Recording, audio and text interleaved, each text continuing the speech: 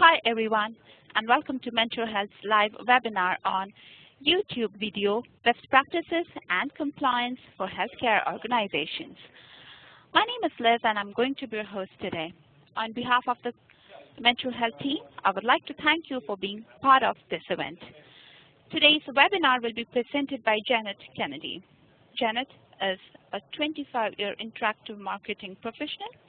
She is the Director of Marketing and Digital Strategy for MarketWoo Partners, a marketing analytics firm whose clients include the healthcare, utility, financial, and franchise verticals.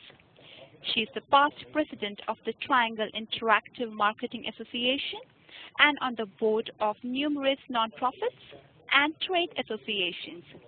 Janet is the moderator of 2 online communities in the healthcare space, NC Healthcare and Pharmaceuticals, thought leader in LinkedIn and Google+. She is a co-founder of Online Speakeasy, a digital and social media coaching agency. We are honored to have such a distinguished person such as Janet Kennedy with us to present this webinar. Well, Liz, you are so sweet, and thank you very much.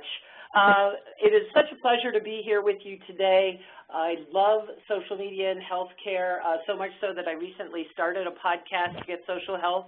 So if you do want to know more about how people are using social media and healthcare, please visit there, and hopefully I will share some even more information with you. I am joining you today as a partner with EHR 2.0, a company that specializes in education, in toolkit services, and consulting to help healthcare organizations, hospitals, physicians' practices, et cetera, both develop and implement practices to secure their IT systems and comply with HIPAA high-tech regulations. As a result of their work, their clients had specifically been asking about how does social media play into their work, and hence the addition of social media services for EHR 2.0. I do want to add that this is a disclaimer. I have to have one at every webinar that is educational, informational only, not intended to construe legal advice. Please consult your attorneys in connection with any fact-specific situation under federal law and applicable state or local laws that may impose additional regulations or obligations upon you and your company. So let's kind of review what we're talking about today. We're going to be looking at HIPAA and high-tech. We're going to give you an overview of both of those to keep in the back of your mind as we move forward with our content. We're going to be talking about video dominance and how it is a factor to be reckoned with in our society in social media and advertising and marketing. We're going to talk about the uses for video in healthcare and then specifically take a look at 3 platforms, Vine, Instagram, and YouTube. I do have 3 video examples I had intended to show to you today. They are not actively working through the GoToMeeting. However, you do have those links and you can review them at your leisure. Later on, I'll just refer to what kind of content you're seeing there and why it's relevant. Then we'll also talk about the video process, also some best practices and key takeaways, and there will be time for questions and answers at the end. You'll see there's a spot over on the right-hand side under the chat box where you can enter your questions, and then Liz will come back at the end and provide those to me so we can have a conversation. Because we are looking at YouTube and video from the standpoint of HIPAA and privacy compliance and how that impacts healthcare, you may be hearing some terms. For instance, PHI stands for Protected Health Information. That is often confused with patient health information or personal health information, and it is not. It is specifically, in a legal sense, referred to as protected health information. HIPAA, of course, is the Health Insurance Portability and Accountability Act. High-tech is health information technology for economic and clinical health, and if you are ever involved in a situation where there might be a complaint or compliance concern, you may be speaking to the OCR, the Office of Civil Rights, or HHS, which is Health and Human Services. So when we talk about HIPAA and high-tech rules as pertains to any healthcare organization, regardless of whether it's social media or database issues, there's basically two situations you're dealing with. There's either a privacy issue or there's a security issue, and then what happens when there is a breach.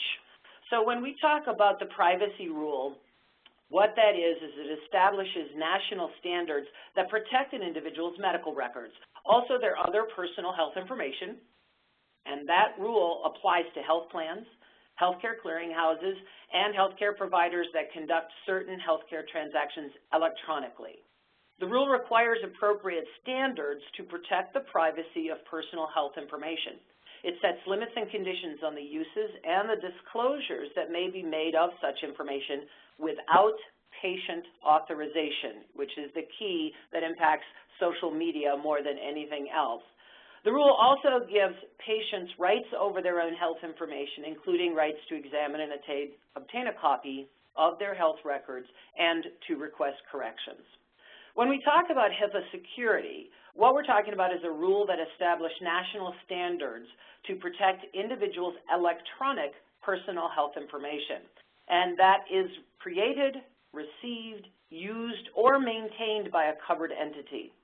The security rule requires appropriate administrative, physical, and technical safeguards to ensure that confidentiality, integrity, and security of electronic protected health information is ensured. Should either of these things be violated, it's called a breach, and there are rules and regulations regarding the notification process for your organization, and there, of course, are penalties.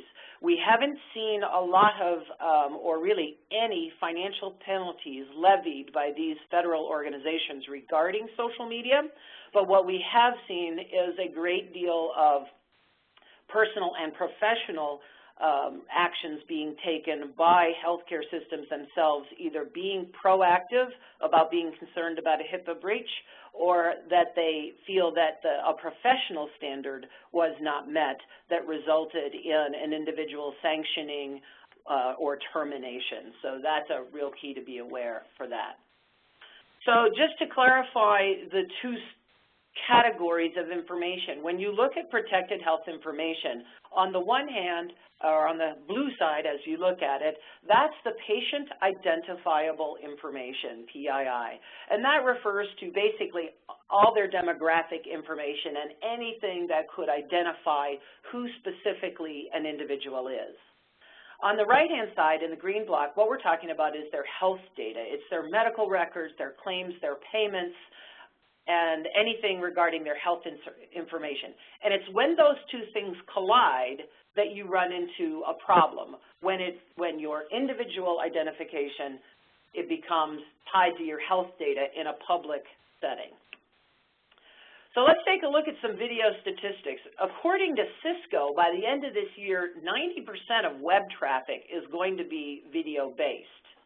We know that 188 million Americans watched 46.7 billion videos in August alone of last year. That there is a 100% increase in online video use to 1.5 billion users by 2016. That there are 8 billion unique visitors that go to YouTube every single month, watching 4 billion hours of videos. And this is a statistic that really amazes me. There is 100 hours of video uploaded to YouTube every single minute. Well, no big surprise, marketing has figured that out, and 76% of marketers plan to incorporate some form of video into their websites and into their marketing plans, which makes it the highest priority of any social platform, more than Facebook, Twitter, and even blog integration. Now, the Facebook part is pretty obvious, and that's because most marketers are already there. Twitter is still a platform that's being figured out by some healthcare, but video solves so many needs that we can see why it's going to be such a priority. So looking at who's using video now, I'm going to look at this statistic in two different ways because it's kind of fascinating to look at it this way. So this chart here actually shows you video tube usage by the largest number of hospitals. For instance, we know that California has more hospitals than anyone else. Well, actually, that's not quite true, but they have a great number of hospitals. However, 53% of the hospitals in California are using YouTube. In Florida, there's 89 hospitals, and almost half of them are using video and YouTube. In New York State, there's 119 hospitals, 47% of them are using video. However, I think what's interesting to note is, so let's look at this from a different perspective. Let's look at actually the greatest percentage users. So for instance, in Arkansas, there are 3 registered hospitals, and guess what? All 3 of them, 100% of them, are using YouTube and video. Nevada has 8 hospitals, of which 6, or 75%, are using video. Delaware has 4 major hospitals, of which 3 are using